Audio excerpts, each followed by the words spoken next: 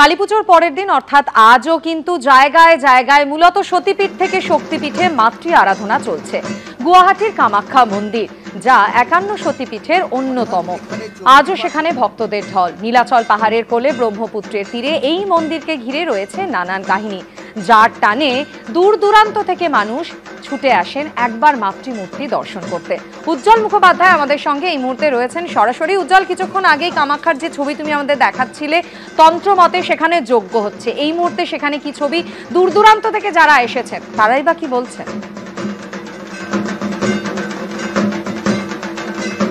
একদম তাই। দেখো, আজকের এই ছবি দেখলে কিন্তু মনে হবে আজকেই হয়তো কালী পুজো, কারণ এই কামাখ্যা মন্দিরে 365 দিনই এই ছবিটা। শুধুমাত্র 3 দিন অম্বুবাচীর 3টে দিন মাতৃ দর্শন করা যায় না, গর্ভগৃহে যাওয়া যায় না, সেই সময় মন্দির বন্ধ থাকে, কিন্তু লাখো লাখো মানুষ সেই 3 দিন এখানে আসেন এই মন্দির প্রদক্ষিণ করার জন্য।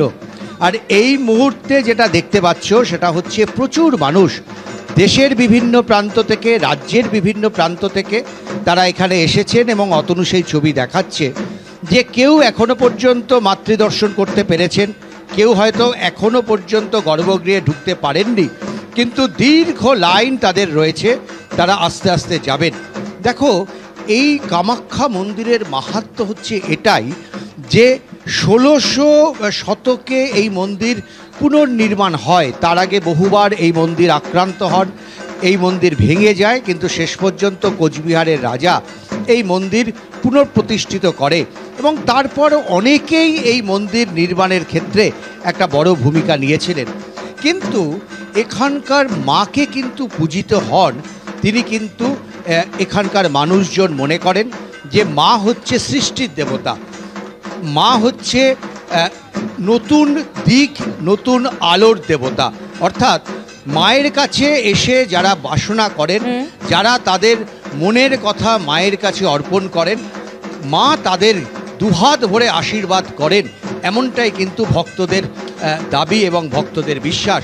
সেই কারণে সারা বছর ধরে এখানে অসংখ্য ভক্ত আসেন এবং এইভাবে তারা পুজো দেন। এই জায়গাটা যেটা অতনু দেখাচ্ছে, এটা হচ্ছে নিজেদের মন্ত্র উচ্চারণের জায়গা। এখানে প্রদীপ জ্বালিয়ে মায়ের মন্দিরের একেবারে সামনে দাঁড়িয়ে এখানকার ভক্তরা, তারা কেউ আসেন মহারাষ্ট্র থেকে, কেউ বা আসেন পুনা থেকে, কেউ আসেন কলকাতা থেকে, কেউ বা আসেন রাজস্থান থেকে। তাদের মন্ত্র উচ্চারণ আলাদা, তাদের ভাষা আলাদা, তাদের পোশাক আলাদা, কিন্তু শেষ পর্যন্ত সমস্ত ধর্ম মিলেমিশে একাকার হয়ে যায়। একদমই দূর দূরান্ত থেকে মানুষ আসেন এই বিশ্বাস নিয়েই যে মায়ের কাছে যে ইচ্ছাই রাখা যাক না কেন, মা সেই মনস্কামনা পূর্ণ করবেন। বহু বছর ধরে যে ছবি আমরা দেখেছি, আজও সেই একই ছবি কামাখ্যা মন্দিরে। উজ্জ্বল, আপাতত ধন্যবাদ।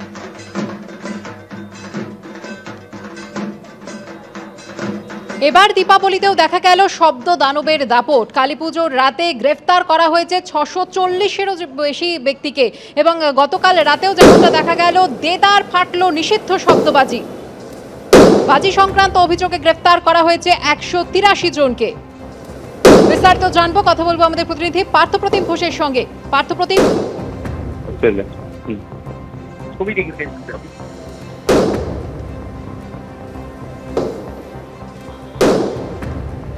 গতবারের মতো না হলেও এবছরও আলোর উৎসবে বহাল থাকলেও শব্দ সন্ত্রাস। রাত যত বেড়েছে ততই বেড়েছে শব্দ দানবের তাণ্ডব। দীপাবলির রাতে কলকাতায় গ্রেফতার করা হয়েছে 640 জনকে, যার মধ্যে বাজি সংক্রান্ত অভিযোগে গ্রেফতার করা হয়েছে 183 জনকে। আমরা যোগাযোগ করে নিয়েছি আমাদের প্রতিনিধি পার্থপ্রতিম ঘোষের সঙ্গে। পার্থপ্রতিম,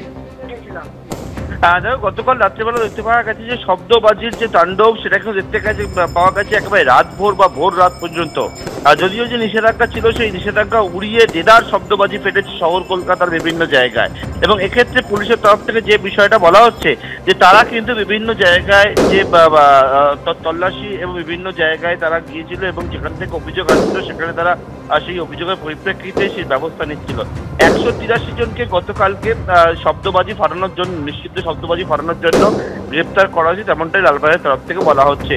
এছাড়াও কিন্তু যে কালী পুজোর রাত্রিবেলা আরো যে দুর্ব্যবহার করা বা বিশৃঙ্খল আচরণের জন্য আরো গ্রেপ্তার হয়েছে, সেটা সংখ্যাটা অনেকটাই বেশি। কিন্তু শব্দবাজি ফাটানোর জন্য, নিষিদ্ধ বাজি ফাটানোর জন্য 183 জনকে গ্রেপ্তার করা হয়েছে, তেমনটাই কিন্তু পুলিশের তরফ থেকে বলা হচ্ছে।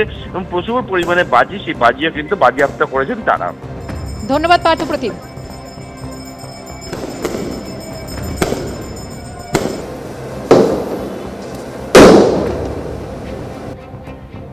नाइन्टी डेसिबल यदि शब्द থাকে তাহলে তো উইদিন লিমিট আছে, 125 ইজ দ্য লিমিট। অ্যান্ড যেটা এয়ার পলিউশনের আপনারা কথা বলছেন, গতকাল ইভিনিং 6টা অবধি আমরা মনিটর করেছি, তখন অবধি সারা ভারতে কলকাতা মেট্রোতে অনেকটাই কম ছিল।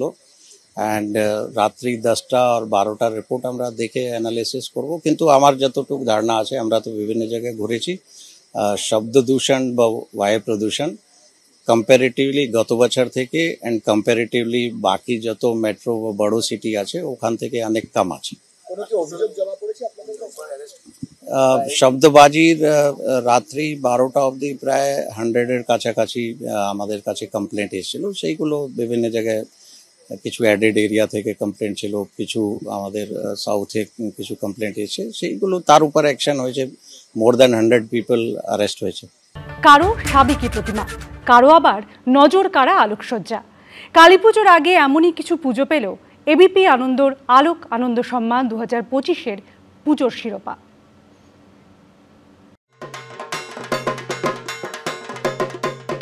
প্রতিমার হাতে ধানের শীষ, কুলো দিয়ে সাজানো হয়েছে মণ্ডপ। 56 বছরে হুগলির হিন্দ মোটরের যাত্রী ক্লাবের পুজোর থিম নতুন ধানের উৎসব। এবিপি আনন্দের আলোক আনন্দ সম্মান 2025-এর সেরা পুজোর শিরোপা পেল হিন্দ মোটর যাত্রী ক্লাব। এখানে সেই তারা মায়ের কথা বলা হয়েছে, যেখানে বোঝা যাচ্ছে যে নীলকণ্ঠ মহাদেব তিনি বিষ থেকে পরিত্রাণ পেতে দুগ্ধ পান করেছিলেন, সেটাকেই এখানে এই মূর্তির মাধ্যমে তুলে ধরা হয়েছে। এই মণ্ডপ, এই ধরনের মূর্তি, এই সব মিলিয়েই তারা পেয়ে যাচ্ছেন এবিপি আনন্দের আলোক আনন্দ সম্মান 2025-এর সেরা পুজোর পুরস্কার।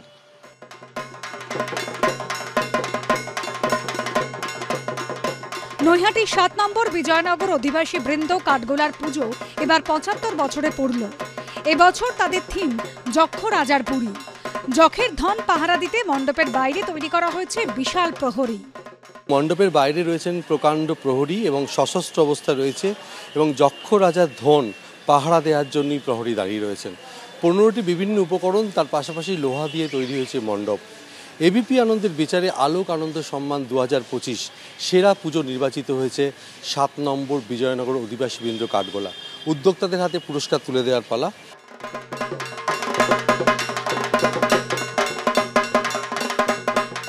বউবাজারের 48 পল্লী যুবশ্রী ক্লাব এবার মঠের আদলে মণ্ডপ তৈরি করেছে। সুবিশাল এই প্রতিমা গড়েছেন শিল্পী প্রদীপ রুদ্রপাল। 67 বছরে পা দিল এই পুজো। মণ্ডপ সজ্জায় ব্যবহার করা হয়েছে চন্দননগরের আলো। এবিপি আনন্দের আলোক আনন্দ সম্মান 2025-এর সেরা পুজোর সম্মান পেল 48 পল্লী যুবশ্রী ক্লাব। মণ্ডপ জুড়ে কিন্তু ফোমের উপরে কাজ করা হয়েছে। মণ্ডপ তো রয়েছে, সেই সঙ্গে রয়েছে 20 ফুটের এই সুবিশাল প্রতিমা, এবং সেই প্রতিমা প্রদীপ রুদ্রপাল তিনি তৈরি করেছেন। একদিকে এই রকম মণ্ডপ এবং তার সঙ্গে প্রতিমা, আর সেই সঙ্গে রাত হলে চন্দননগরের আলো, এই সব মিলিয়েই তারা পেয়ে যাচ্ছেন এবিপি আনন্দের আলোক আনন্দ সম্মান 2025-এর সেরা পুজোর পুরস্কার। দীপান্বিতা অমাবস্যায় মায়ের আরাধনায় মেতেছে গোটা রাজ্য। অর্ণব মুখোপাধ্যায় ও সমীরণ পালের রিপোর্ট, এবিপি আনন্দ।